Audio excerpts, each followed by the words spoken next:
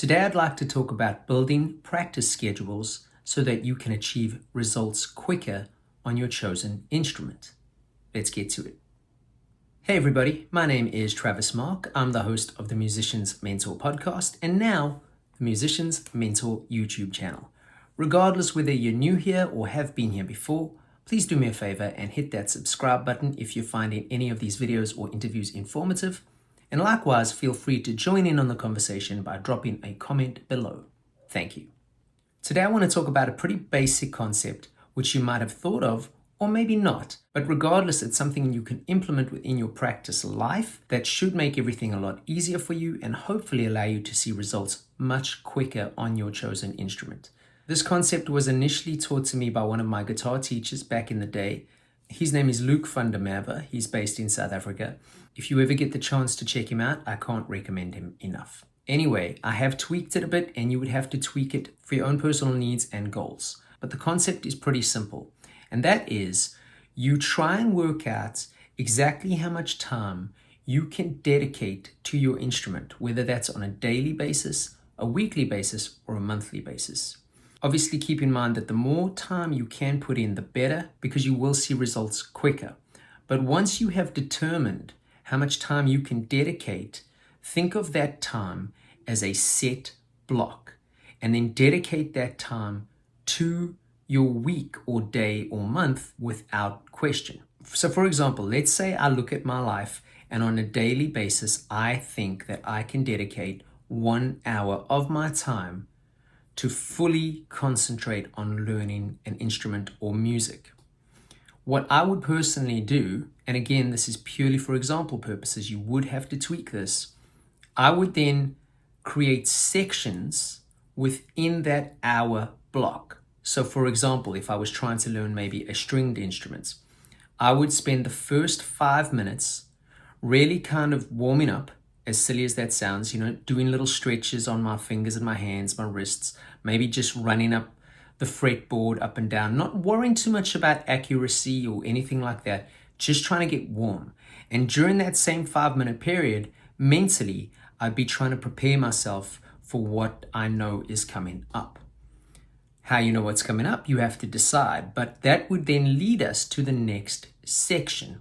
So for purpose of example, once again, I'm going to spend the next 20 minutes practicing scales, arpeggios, different runs, all that kind of thing. But I'm going to pick a particular key and I'm going to pick a particular tempo.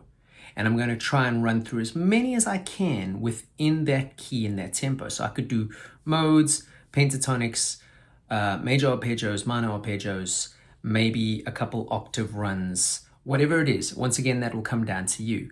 But so now I've spent 25 minutes between my warm-up and my scale practice. So now it leads me to my third section. My third section would be, I would spend roughly 25 minutes trying to learn something new. Now again, it's best to have this decided beforehand, because otherwise by the time you figure out what it is you're trying to learn, you've probably spent 10 minutes just trying to pick something.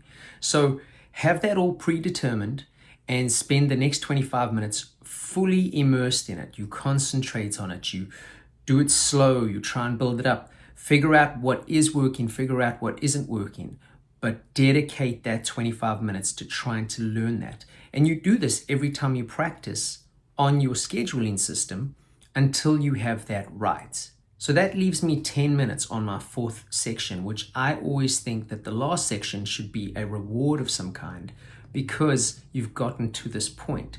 You've done the hard stuff, trying to really concentrate on the third section. You've done the stuff that's keeping your chops up on the second section.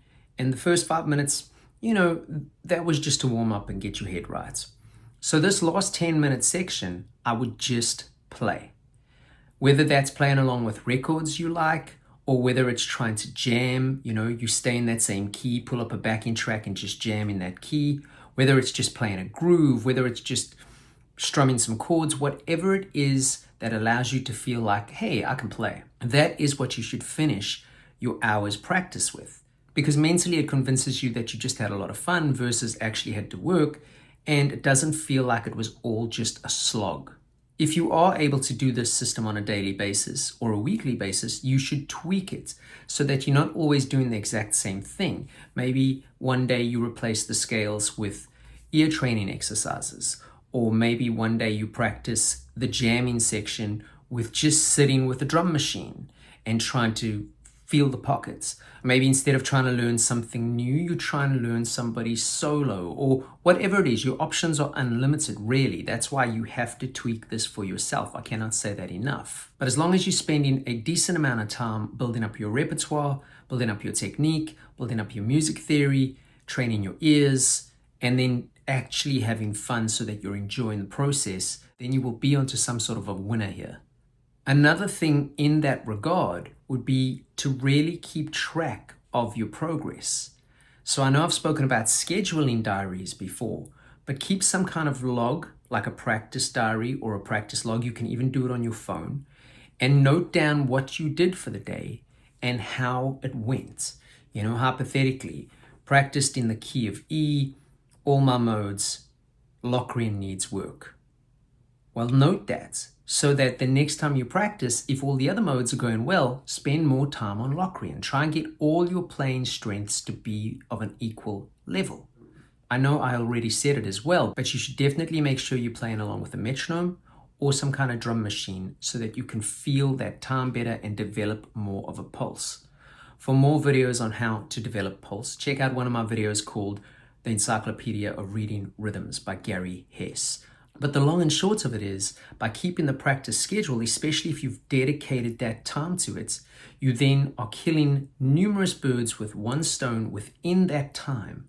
And by keeping note of it, mentally, it allows you to see what you're really succeeding at and what you're not succeeding at, so that you can tweak accordingly and continue to see progress.